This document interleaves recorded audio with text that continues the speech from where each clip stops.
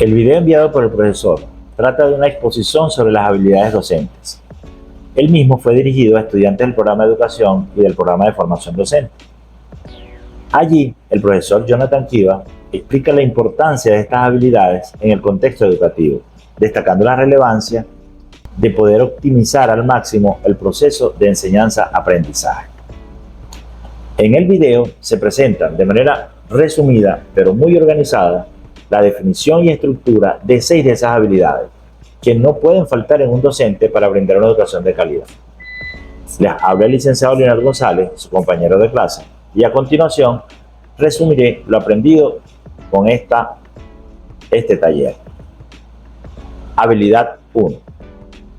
Según planteó el profesor Kivas, un alto porcentaje del tiempo empleado en el desarrollo de una clase, los docentes lo invertimos en hacer preguntas. De allí que el dominio de las técnicas de elaboración de las preguntas, así como el saber cómo procesar las respuestas obtenidas, resulte tan importante para el hecho educativo.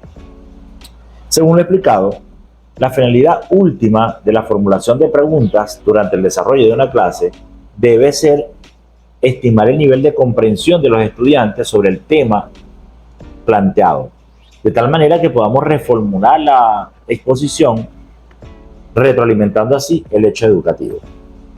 Debemos recordar que una pregunta no se debe hacer entonces por hacerla. Ellas tienen una estructura formal, la cual debemos respetar. Me refiero específicamente a lo que el profesor llama su forma y función. En cuanto a la forma, las preguntas deben tener un enunciado claro y preciso, dirigiéndola, según sea la necesidad, al grupo completo o a un estudiante específico, pero siempre pensando en todos, en la claridad de la clase. También se debe graduar la velocidad de la voz y el tono, evitando siempre las preguntas que contengan la respuesta directa. En cuanto a su función, aprendimos en este taller que con las preguntas podemos lograr variar el ritmo de la clase, retroalimentar los contenidos, indagar en el campo experimental, evaluar los aprendizajes logrados y, por supuesto, lo clásico, promover la participación grupal para poder favorecer la construcción del conocimiento.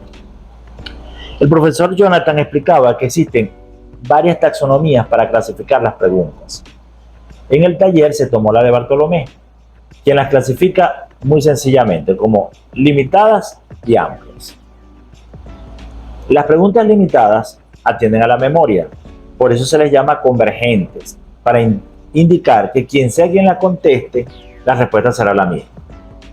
Como si yo preguntara los colores de la bandera, las primeras letras del abecedario. La respuesta va a ser la misma porque atienden a la memoria y se le llaman convergentes. Todo el mundo converge en la misma respuesta. Por su parte, según esta taxonomía de Bartolomé, el segundo grupo de preguntas se va a llamar preguntas amplias. Ellas se caracterizan por ser divergentes. Es decir, una misma pregunta puede generar diversas respuestas según el punto de vista de quien la responde. Y todas podrán estar bien. Estas, por tanto, son más evaluativas, de análisis, de síntesis, logrando con ellas que los estudiantes puedan emitir juicios de valor sobre la temática tratada. Definitivamente es de suma importancia para un docente aprender el arte de hacer preguntas con técnica y academia. Pero, ¿de qué valdrán las preguntas si luego no puedo valorar como docente las respuestas que recibimos? De allí que esta habilidad tiene que estar aparejada a otra más, que es a saber procesar las preguntas, las respuestas recibidas de las preguntas. Según el tipo de respuesta recibida de los estudiantes como docente, podemos entonces tomar alguna decisión de retroalimentación del aprendizaje, buscando el logro del objetivo que nos hemos trazado. Pero eso sí, para ello necesitamos identificar el nivel cognitivo donde está esa falla. Por lo tanto, nos hace indispensable conocer por lo menos la taxonomía de Bloom, la cual, a través de los verbos que se van utilizando tanto en las preguntas como en las respuestas, nos ayuda a entender el nivel cognitivo en que estamos trabajando y así apuntar directamente hacia el déficit del proceso educativo. Habilidad 2. La segunda habilidad pedagógica que no podemos dejar de cultivar como docentes universitarios y en general, no importa aún de media, es la llamada en este taller apertura de clase y variación de estímulos. En esta sección se nos recordó la importancia del momento inicial, al que llamamos apertura de clase. Al ser allí donde debemos utilizar técnicas motivadoras, la primera impresión es importante, unidas a la utilización óptima de los elementos del proceso comunicacional.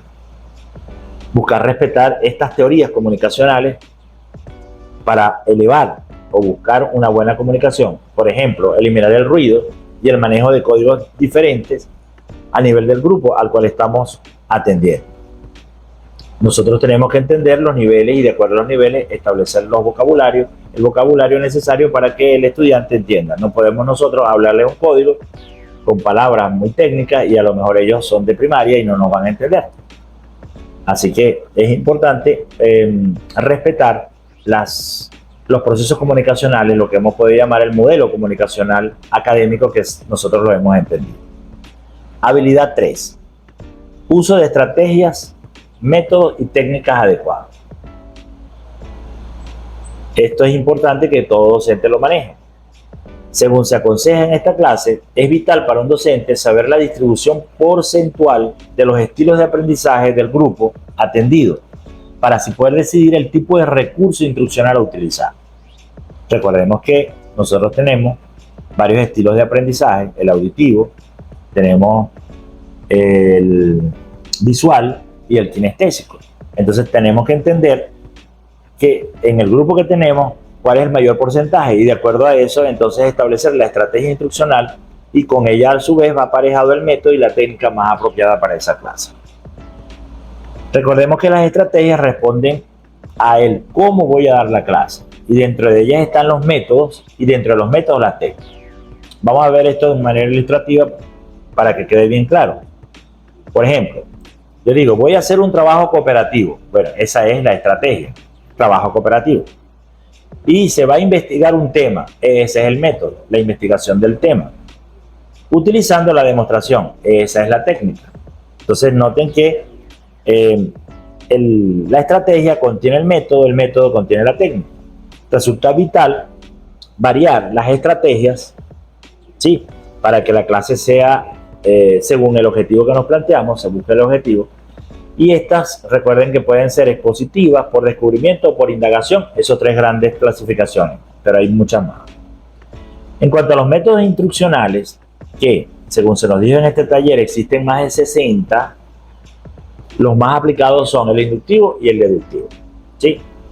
Recordemos que el método es el modo ordenado de proceder para lograr, mientras que las técnicas refieren a los procedimientos que vamos a aplicar los métodos, siendo las más utilizadas actualmente las de tipo de sociabilización, dentro de las cuales encontramos el foro, el debate, el simposio, el FILI 66, entre muchas otras. Claro, son las más usadas porque nuestro país está tendiendo hacia una educación más constructivista. Entonces, los tipos de técnicas sociabilizadoras son las más usadas hoy por hoy. Habilidad 4. La cuarta habilidad imprescindible para un buen docente es la de enseñar conceptos. Hay definiciones de lo que son conceptos. Auswell y muchos otros hablan de estas cosas. Lastimosamente esta habilidad no se desarrolló en este taller por pertenecer a otro módulo. Recordemos que este video estaba dirigido originalmente a un grupo distinto al nuestro. Habilidad 5. La quinta habilidad mencionada aquí es la capacidad del docente para resolver problemas heurísticos, algorítmicos y científicos, que se aplican según el nivel donde estamos dando la clase. El profesor asomó que el heurístico puede ser entonces en todos los niveles educativos. El algorítmico normalmente se usa en primaria y el científico normalmente se usa en media y en universidad. Pero bueno, este contenido tampoco fue desarrollado por la misma razón anterior. Y la sexta y última habilidad tratada entonces en este video es a la referente a realizar cierres y evaluaciones formativas en la clase. Es decir, el cierre de la clase, que es su tercer y último momento, tiene como propósito constatar el aprendizaje y echar las bases para construir un nuevo aprendizaje, conectando lo nuevo con lo que ya se traía antes de la clase. Esta es la teoría de Autor. Este cierre, según aprendimos en el video, debe ser doble. Debe ser cognitivo y afectivo. El cognitivo se realiza con conclusiones y mapas mentales para resumir el contenido, para resumir lo dicho, las teorías, los conceptos dados. Mientras que el afectivo nos permitirá entonces dar más bien ese sermón de valores, para inspirar sentimientos de logro, crear expectativas generales y hacer algunos reconocimientos que motiven el aprendizaje.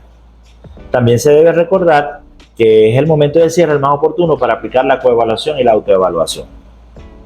Por último, este interesante taller presenta nociones bien generales sobre evaluación formativa, como parte del momento de cierre, mostrándola como la que permite mejorar la efectividad del proceso de aprendizaje al detectar a tiempo las dificultades enfrentadas durante el hecho educativo. Esta evaluación, como toda evaluación, se ejecuta teniendo indicadores claros de las habilidades cognitivas o procedimentales que deben manifestar los estudiantes al lograr el objetivo. También se debe utilizar técnicas adecuadas y con ellas construir los instrumentos más efectivos según sea la situación. Espero que haya quedado claro el contenido del video y nos hablaremos en la próxima ocasión.